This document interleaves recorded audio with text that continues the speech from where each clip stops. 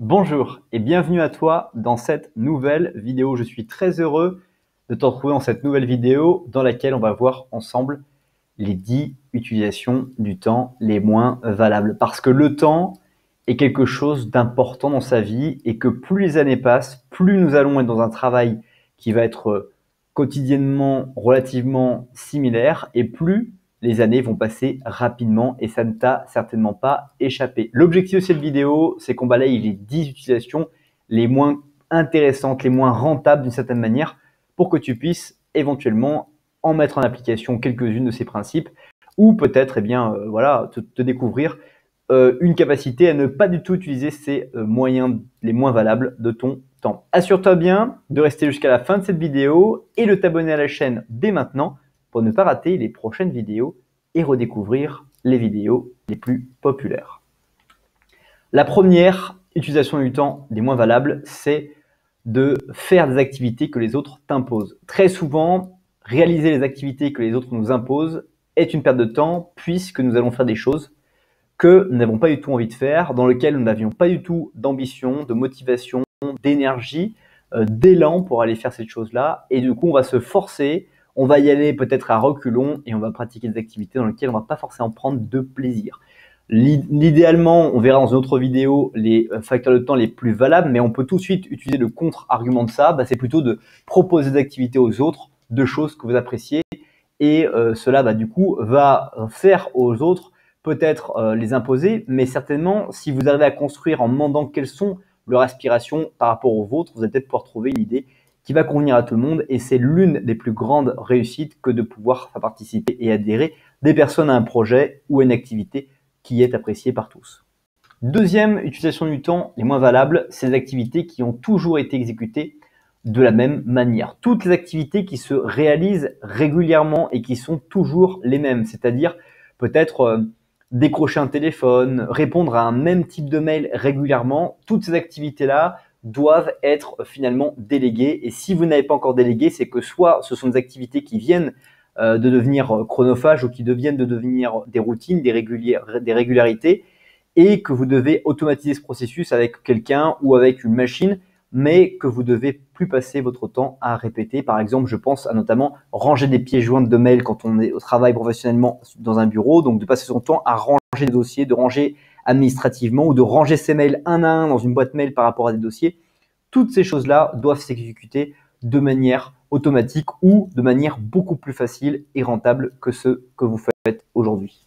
Troisième utilisation du temps la moins variable, c'est des activités dans lesquelles vous n'excellez pas. Toutes les activités dans lesquelles vous n'êtes pas bon et vous savez que vous n'êtes pas bon, vous n'allez pas mettre l'énergie, vous n'allez pas être efficace aussi bien qu'une personne autour de vous qui certainement excelle dans cette activité. Entourez-vous des personnes qui excellent, va vous permettre de décupler votre motivation, mais aussi d'atteindre à vos résultats et de vous concentrer sur les 20% d'efforts qui vous apporteront 80% des résultats.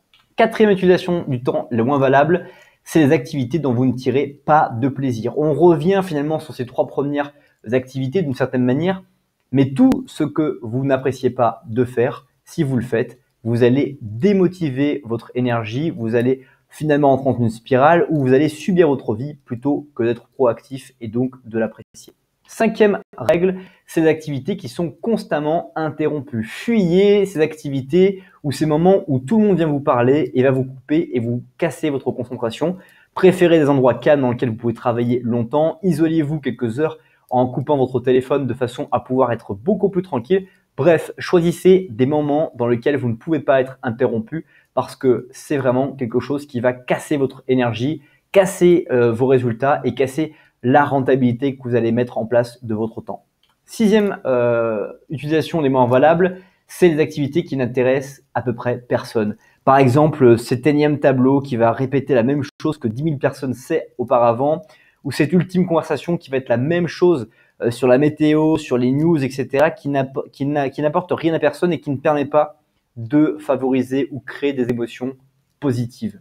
Septième utilisation du temps les moins valables, c'est l'activité qui vous ont déjà pris 2 fois plus de temps que prévu. Toutes les activités comme par exemple des devis auprès de clients qui ne sont pas bien sûrs de ce qu'ils veulent ou qui ne veulent pas, toutes ces activités qui vous ont déjà pris 2 fois plus de temps que prévu, arrêtez-les, stoppez ça et laissez en souffrance les choses. Les personnes qui ne savent pas ce qu'elles veulent n'ont qu'à voilà, savoir ce qu'elles veulent et au pire des cas, elles vous donneront une deadline très rapidement. À force d'attendre vos informations, elles vont se dépêcher à vous donner et vous demander des informations de façon à ce que vous puissiez aller beaucoup plus vite.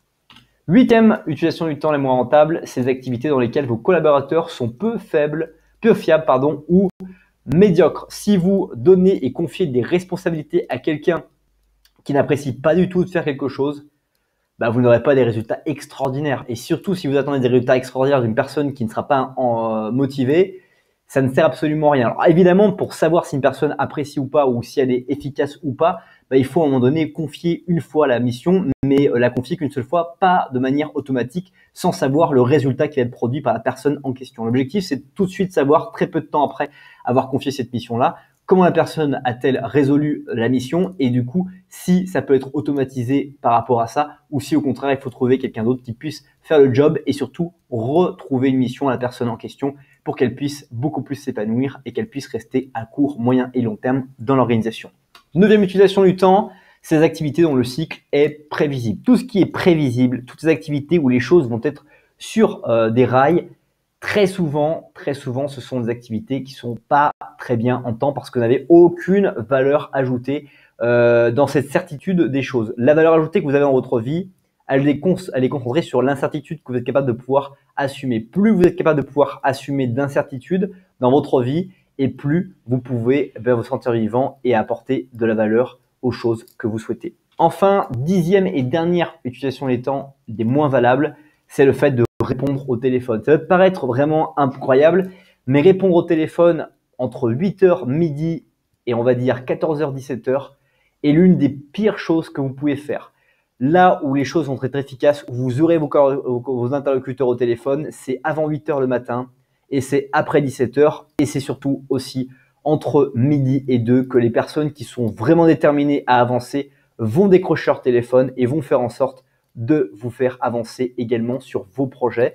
Donc vraiment, pensez à laisser votre téléphone coupé, peut-être pas en vibreur, décrochez exclusivement les coups de fil que vous attendiez vraiment et puis tous les coups de fil qui vont vous faire perdre un temps fou, vous déconcentrer, vous faire couper de vous interrompre de vos activités.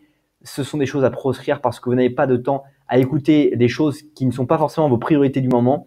Vous avez à vous concentrer sur vos priorités et une fois que ces priorités sont terminées, la journée en général, elle est terminée ou c'est le moment d'aller déjeuner et c'est le moment où vous pouvez avoir au téléphone des personnes plus rapidement et avoir des réponses beaucoup plus rapidement que si vous aviez attendu des heures et des heures. C'est déjà la fin de cette vidéo. Merci beaucoup pour ton attention à regarder l'intégralité de cette vidéo. Comme je te l'ai promis en début de cette vidéo, je t'invite dès maintenant à télécharger dans la description les 7 secrets pour progresser dans sa vie. Je t'enverrai dès réception de ta demande une vidéo privée dans laquelle je te partage les 7 secrets et naturellement cette vidéo est complètement gratuite. Si tu n'es pas intéressé par cette vidéo gratuite, n'aie pas peur, dans la description il y a d'autres contenus pour aller beaucoup plus loin que cette simple vidéo et puis comme peut-être tu n'as pas envie d'aller dans la description, je te fais apparaître sur la vidéo la dernière vidéo de la chaîne YouTube la plus récente et puis la vidéo selon laquelle l'algorithme pense que tu serais intéressé à visionner. Regarde bien tout ça et je te dis à bientôt pour une prochaine vidéo.